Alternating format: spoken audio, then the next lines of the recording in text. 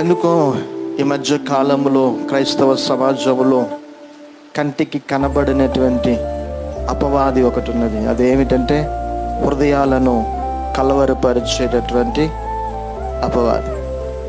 నా మాటలు మీకు అర్థమవుతున్నాయా? ఏమిటంటే అది మనిషి చూడటానికి పైన బాగానే ఉంటున్నాడు, కానీ తన హృదయంలో కలవరం.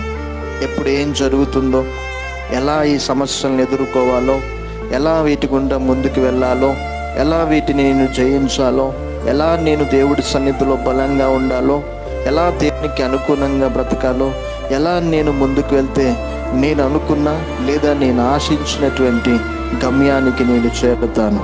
అవునా కాదా? అటువంటి సమస్య గుండా వెళుతూ ఈరోజు వాక్యం వినటానికి వచ్చినటువంటి నా ప్రియ సహోదరు, నా ప్రియ సహోదరులారా, ప్రభు మొదటిగా నీకు చెప్తున్న మాట ఏమిటో తెలుసా? మీ హృదయాలను